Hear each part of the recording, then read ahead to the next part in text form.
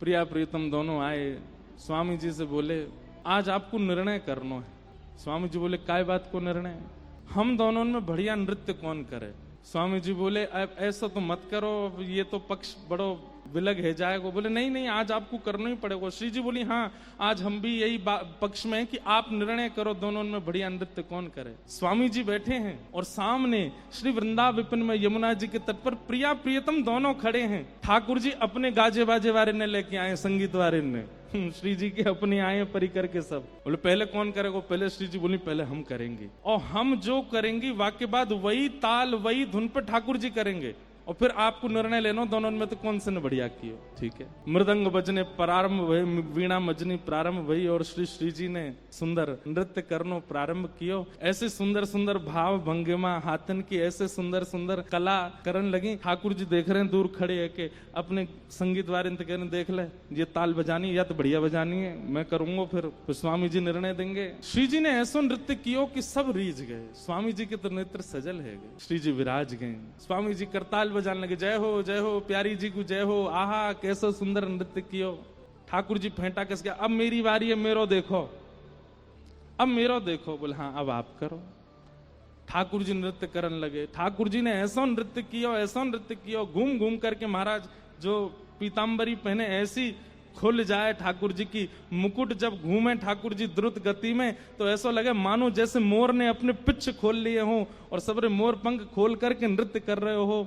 ठाकुर जी के जो हाथन में पावन में जो कड़ूला हैं उनमें से धीमी धीमी आवाज आ रही है, ऐसा सुंदर नृत्य कर रहे हैं, देख करके किशोरी जी ही रीझ रही हैं। आहा कितने प्यारे लग रहे हैं, कितने सुंदर लग रहे हैं। जैसे ही ठाकुर जी ने अपना नृत्य विश्राम किया, स्वामी जी बोल पाए, बोले श्री जी या बार तो माननी पड़ेगी ठाकुर जी ने बढ़िया नृत्य किया, या बार तो आप विजयी भाई, आपको नृत्य बढ़िया है। प्रिया जी बोली सही है, हमने मान ली इनको नृत्य बढ़िया, लेकिन अब की एक बार में निर्णय ना होवे, अब की बार होएगा। दूसरी बार प्रिया जी आई, ठाकुर जी तो बोली अब सुनो, अब पामन से नृत्य नहीं होएगा, केवल हाथन से होएगा। खड़े रहनो, केवल हाथ ही चलाने, और फिर देखियो कौन बढ़िया करे। फिर से सब साज प्रकट भये। श्री जी ने जैसे नृत्य करनो प्रारंभ कियो, ऐसी सुंदर सुंदर भंगिमा बना में हाथन सो ही ऐसा स्वरूप बना दियो महाराज। ऐसी ऐसी मतलब अब जो नृत्य करें वो जाने कैसो कैसो भाव बना में। ठाकुर जी देख करके समझ गए भैया जे बारो तो हमने सीखो ही नहीं। अच्छा गुरु जी तो प्रिया जी हैं, गुरु जी तो श्री जी हैं, नृत्य तो उन्हें सिखाया हुआ है। तो गुरु जी तो कभी कभी ऐसी तान छेड़ दें, ऐसे ऐसे भाव लिया में जो शिष्य को सिखाया ही नहीं है। ठाकुर जी मानो मनी मन करें जे बारो तो ना सिखाया मुझे, बोला अब करो। अब की बार ठाकुर जी आए तो फिर स्वामी जी बोल गए जय जय, या बार तो श्री जी विजयी भैया, या बार तो श्री जी जीत गई है, या बार तो श्री जी की विजय भैया। ठाकुर जी बोले दो पक्ष में तो फिर पडला बराबर है गयो, तीसरी बारी में पता चलेगी श्रेष्ठ कौन है। और श्री जी दोनों बार में आपने पहले नृत्य किया, अब की बार मैं पहले करूंगा, आप बाकी बात जो मैं करके दूं, जो मैं परोसूं वाकू आप करियो। फिर श्री जी बोली हाँ अब क्या करो। ठाकुर जी बोले ना हाथ चलेंगे ना पैर चलेंगे, केवल भौं अटकेंगी अब तो।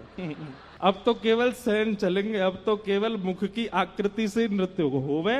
किशोरी जी बोली ऐसा लेके आए हैं जामे मैं इन्हें हरा ही नहीं सकूं, क्योंकि भैया इनकी मुखाकृति, इनके सैनन पे, इनके नेत्रन पे कौन वारी नहीं जावे। मृदंग बज रही है, कांसे बज रहे हैं, बीणा बज रही है, और ठाकुर जी हिल नहीं रहे, केवल अपनी भौं मटका रहे हैं, अपने नेत्र चला रहे हैं, अपने गालन को ऊपर नीचे कर रहे हैं, और ऐसे ऐसे सुंदर सुंदर भाव बना में। भैया स्वामी जी की तो कहा कहें, दूर बैठी बैठी हमारी श्री जी ही मोहित है गई। बोले आहा लाल जी तो आज बड़े प्यारे लग रहे हैं, कैसे कैसे वारी जाऊं। अंत में ऐसी स्थिति है गई कि श्री जी स्वयं को रोक नहीं पाई और उठ करके आ गई, और श्री श्याम सुंदर के हाथ पकड़ करके दोनों रास करने लगे, दोनों उनको रास बिहार प्रारंभ है गया। स्वामी जी देख करके आनंदित है रहे, रास करते करते द्रुत गति में करते करते करते करते जैसे नेक थके, दोनों जाकर के स्वामी जी की गोद में ही विराजमान है गए, और विराजमान है करके बोले अब बताओ स्वामी जी कौन ने अच्छो रास कियो। तो स्वामी जी बोले अब कहा करूं, तो भुजा तो धर दई ठाकुर जी के ऊपर और मुख कर लियो किशोरी जी के ऊपर। मतलब एक अंग से तो ठाकुर जी को विजयी बता रहे हैं और मुखाकृति से श्री जी को देख रहे हैं।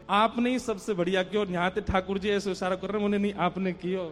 तब दोनों मिलकर के बोले स्वामी जी आप तो बड़े रसिक हो।